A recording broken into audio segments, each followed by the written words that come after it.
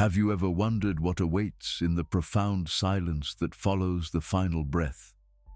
Humanity has forever stood at this precipice, gazing into the great unknown, painting its void with visions of judgment, paradise, or oblivion. We speak of a final sleep, a crossing over, a journey home.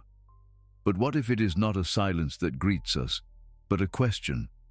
What if the final moment is not an end, but an awakening to a conversation for which our entire life has been the preparation? Imagine for a moment that the entity we have called the Angel of Death, Azrael, Thanatos, Yama, the Silent Reaper, is not merely a taker, but a guide. Not a fearsome specter, but a luminous mirror reflecting the totality of our existence. In this sacred encounter, at the very boundary between the world of form and the realm of spirit, he does not come with a scythe, but with an inquiry.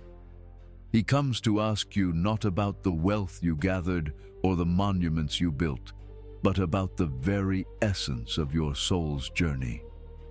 This is the promise of our exploration today, to step beyond fear and into the heart of this ultimate dialogue. We will journey through the wisdom of ancient scriptures, the insights of sages, and the whispers of the human soul to uncover the questions that await us at the end of the road. For in understanding these questions, we do not learn how to die.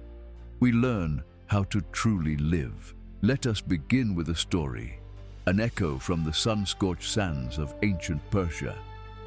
There lived a king named Jamshid, so powerful that it was said the sun dared not set without his permission. His palaces were built of marble and gold, and his armies were as numerous as the stars.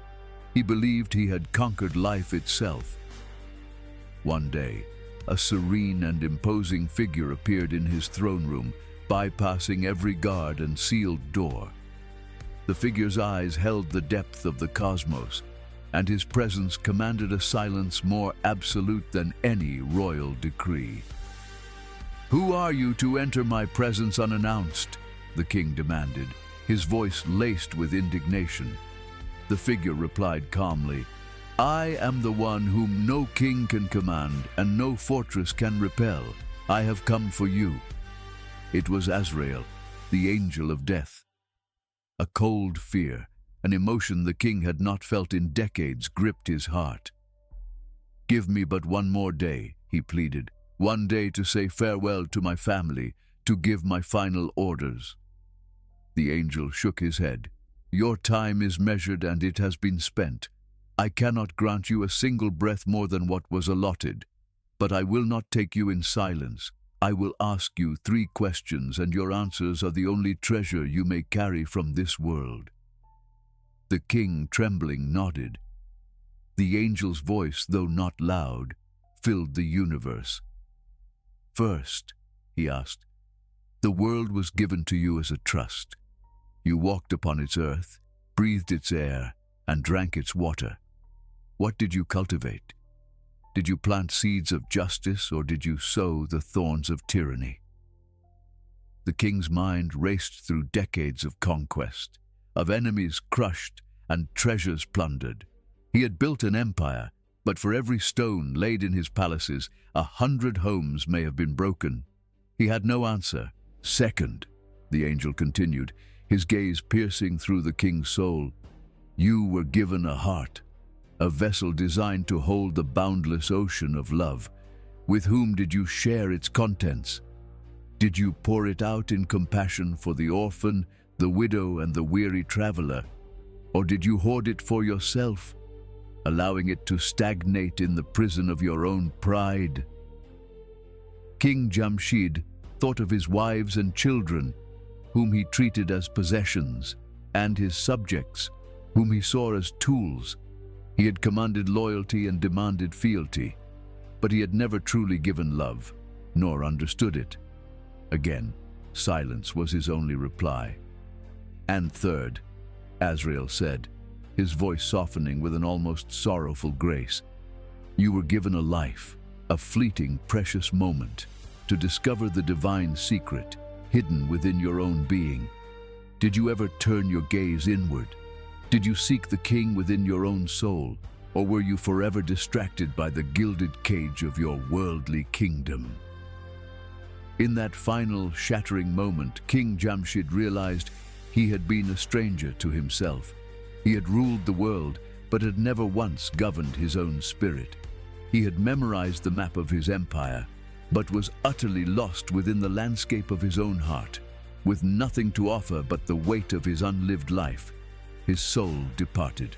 This ancient tale is not just a myth, it is a spiritual diagnostic for all of humanity.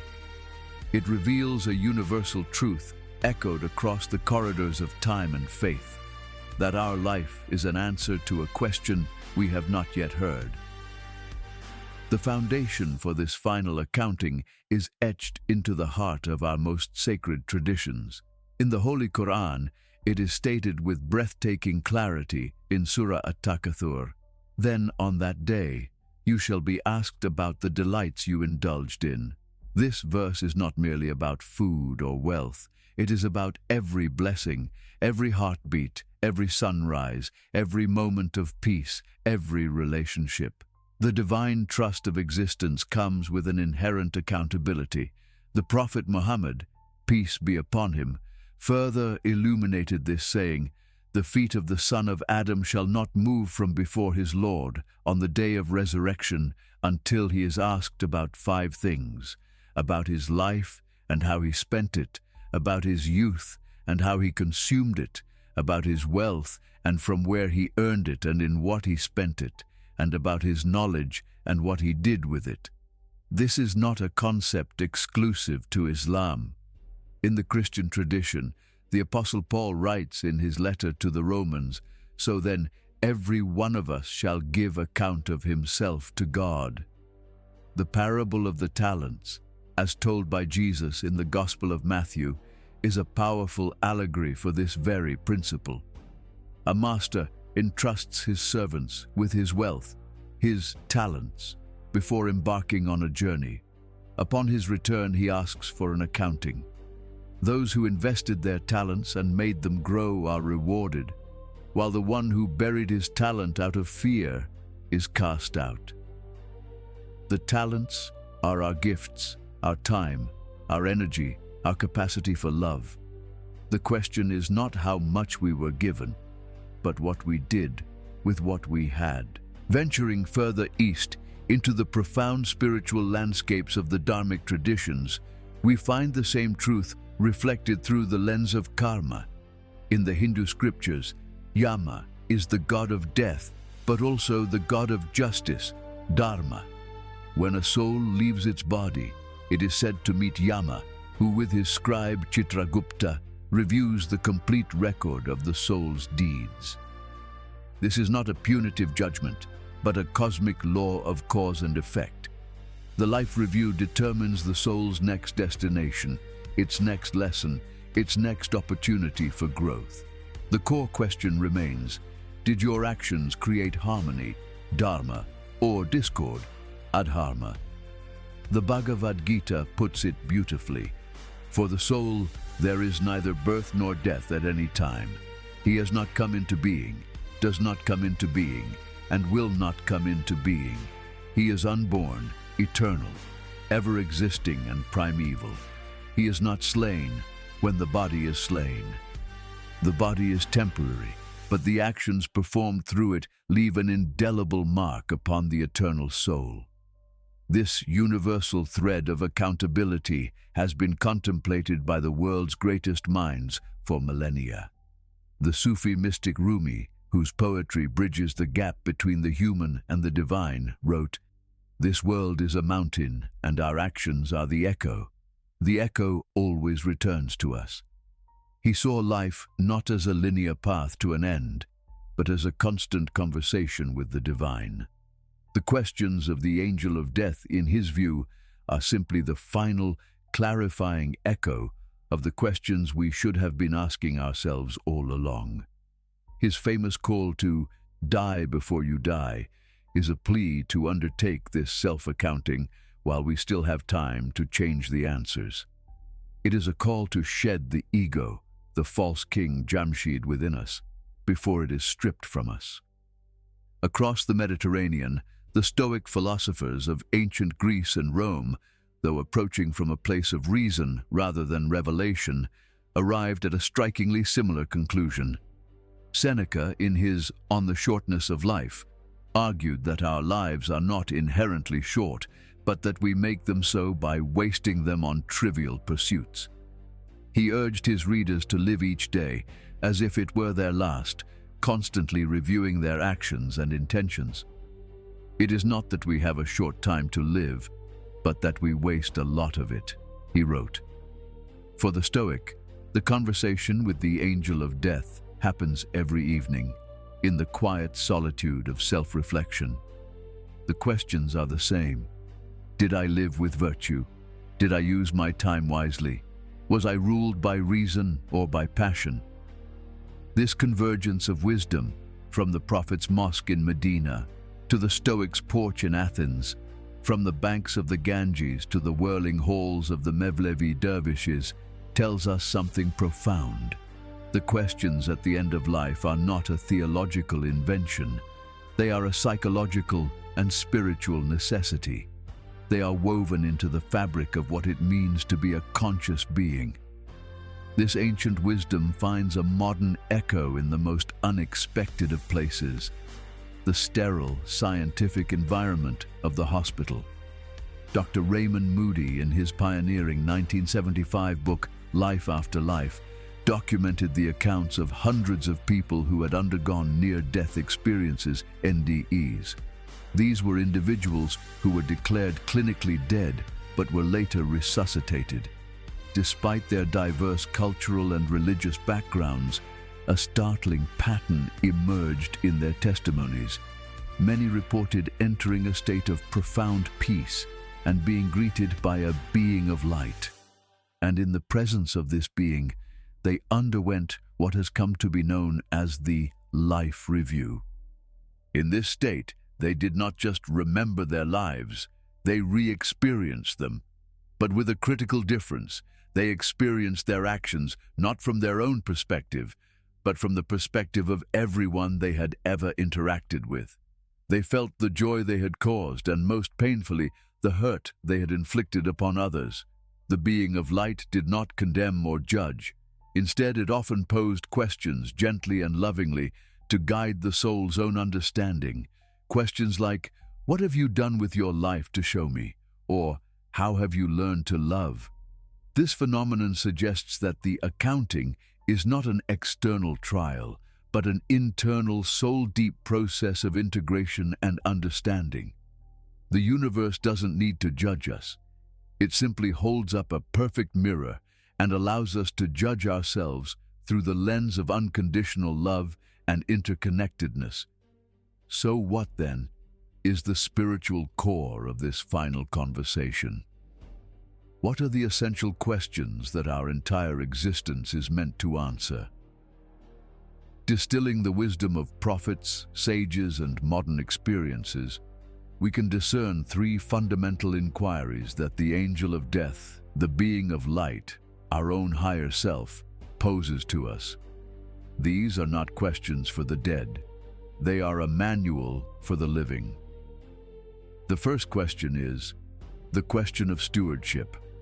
What did you do with the trust you were given? This is the question of King Jamshid's first failure. The trust is everything: your body, your health, your time, your talents, your wealth, the planet you inhabit, and the people in your care. It is a question about action and impact. It asks us to look at the world not as a marketplace to be exploited, but as a garden to be tended. How do we live the answer to this question? We begin by cultivating gratitude, to see every breath, every faculty, as a gift, not an entitlement. We then move to responsibility. The Stoics called it living in accordance with nature. Islam calls it being a Khalifa, a vicegerent or steward of the earth. It means using our skills not just for personal gain, but for the betterment of the whole. If you are an artist, do you create beauty that elevates the human spirit? If you are a business leader, Do you build an enterprise that is ethical and sustainable? If you are a parent, do you nurture a soul with kindness and wisdom? This question dissolves the illusion of ownership. You do not own your life. You are its temporary guardian. Your legacy is not what you leave behind in a will, but the state in which you leave the garden for those who come after. The second question is the question of connection. How deeply did you love? This was the king's second silence. This inquiry transcends deeds and enters the realm of the heart.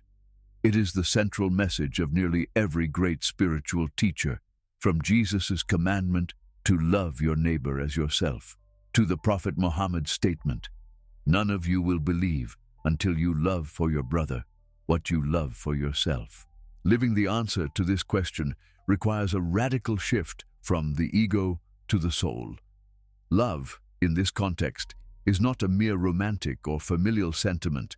It is agape, rahma, an all-encompassing, unconditional compassion. It is the ability to see the divine spark in every person, even those with whom we disagree, even those who have wronged us. It is the empathy we feel in the life review. The practice is simple, though not easy. In every interaction, choose kindness over judgment. Choose forgiveness over resentment. Choose generosity over greed. The great Sufi Saint Rabia al-Adawiyya was asked if she hated Satan. She replied, "My love for God leaves me no room to hate Satan." This is the pinnacle of this practice, to fill the vessel of the heart so completely with love that there is no space left for its opposite. This question reminds us that the quality of our existence is ultimately measured by the quality of our relationships with God, with others, with ourselves. The third and final question is the question of being. Did you realize who you truly are? This is the king's most tragic failure, the one that renders the other two almost moot. For without self-knowledge, our actions are hollow, and our love is conditional. This question is the clarion call of the mystics, the central koan of Zen, the purpose of all true philosophy. Know thyself was inscribed at the temple of Apollo at Delphi. Who knows himself knows his Lord, is a famous saying in Sufism. To live the answer to this question is to embark on the ultimate inward journey. It requires us to quiet the ceaseless chatter of the mind and the demands of the ego, the King Jamshid within, to listen for the silent, eternal witness that resides in our core. This is the purpose of meditation, of contemplative prayer, of mindfulness. It is the process of peeling away the layers of false identity, our job, our nationality, our roles, our stories, to find the luminous, formless awareness that lies beneath. When you find this inner center, you discover that you are not just a wave, but the entire ocean. You are not a separate, fragile ego, but a manifestation of the one divine consciousness. To answer this question in the affirmative is to achieve the ultimate freedom, the freedom from the fear of death itself. For if you know yourself as eternal spirit, then the departure of the body is no more tragic than taking off a worn-out coat. It is a liberation, a return home. These three questions, stewardship, connection, and being, are not separate. They are a holy trinity of a life well lived. When you know who you truly are, being, you naturally love all of creation as a part of yourself, connection, and from that love, you act as a benevolent steward of the world, stewardship. They are the framework for a life of purpose. The conversation with the angel of death, then, is not a future event to be dreaded. It is a living, breathing dialogue that is happening in every moment of now. With every choice we make, we are formulating our answers. Every act of kindness, every moment of patience, every sincere prayer, every quiet instance of self-reflection is a syllable in our final sacred response. The angel is not coming to surprise us with a test we did not study for. He is simply coming to collect the exam paper we have been writing our entire lives. The beauty of this truth is that it is never too late to begin writing a new answer. The past is a memory, but the present moment is a gateway to eternity. You can, this very day, choose to cultivate the garden instead of plundering it. You can choose to open your heart instead of fortifying its walls. You can choose to look within instead of being lost without. That is the ultimate mercy, woven into the fabric of our existence. The story of King Jamshid is a cautionary tale, but it is also a story of hope. It warns us what happens when we live asleep, but it implicitly guides us toward what is possible when we awaken.